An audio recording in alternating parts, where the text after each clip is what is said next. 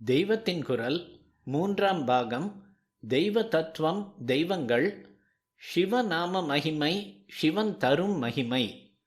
பகுதி 3.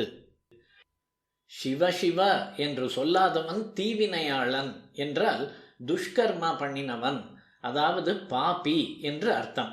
அப்படியானால் சிவநாமா சொல்லிவிட்டால் பாபம் போய்விடும் என்றுதானே அர்த்தம். தெரிந்தும் தெரியாமலும் எவ்வளவோ பாபம் பண்ணிவிட்டோம். அதுதான் மேலே போக முடியாதபடி பெரிசாக தடை செய்கிறது.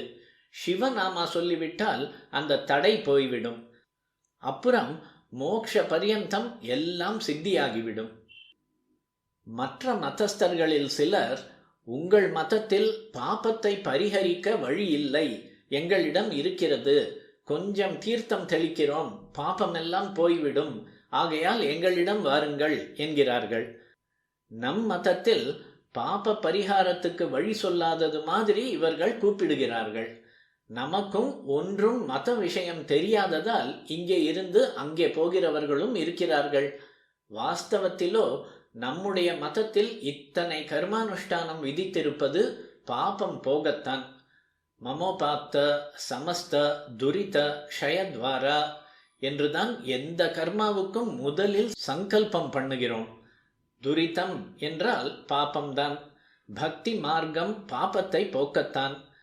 பக்தி முதிர்ந்து பிரபத்தி சரணாகதி ஆகும். பகவான் கீதையை பூர்த்தி பண்ணும்போது சரணாகதி பண்ணு, உன்னை சகல பாபங்களிலிருந்து விடுவித்து விடுகிறேன், சர்வ பாபேபியோ மோக்ஷயிஷ்யாமி என்று சத்தியம் பண்ணி தந்திருக்கிறார். அவரை நம்பாமல் நாம் இன்னொருத்தரிடம் போக வேண்டியதில்லை. தர்மம் ஞானம் எதுவானாலும் பாபத்தை போக்குவதே. தர்மேண பாபம் அபனுததி என்று மகாநாராயண உபனிஷத்தே சொல்கிறது. 79.7. அந்த உபனிஷத்திலுள்ள சூக்தங்களில் அநேகம் பாப நிவர்த்தியைத்தான் திரும்ப திரும்ப பிரார்த்திக்கின்றன. பாபிகளில் நீ மகா பாப்பியானாலும் ஞான ஓடத்தினால் அந்த பாபத்தை கடந்து விடுவாய் என்று கீதையில் 4.36 பகவான் சொல்கிறார்.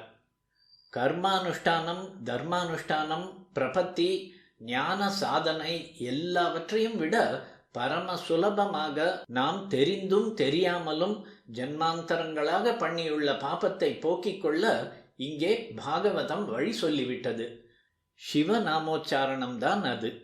அதனால் இனிமேல் உங்கள் பாபத்தை கழுவி விடுகிறோம் என்று நம்மை கூப்பிடுபவர்களிடம், எங்களிடம் பாப பரிகாரத்துக்கு இருக்கிறது போன்ற சுலபமான உபாயம் யாரிடமுமே இல்லை, அதனால் முதலில் நீங்கள் எங்களை கூப்பிடும் பாபத்தை பரிகாரம் பண்ணி கொண்டு விட்டு அப்புறம் வாருங்கள் என்று சொல்லுவோம்.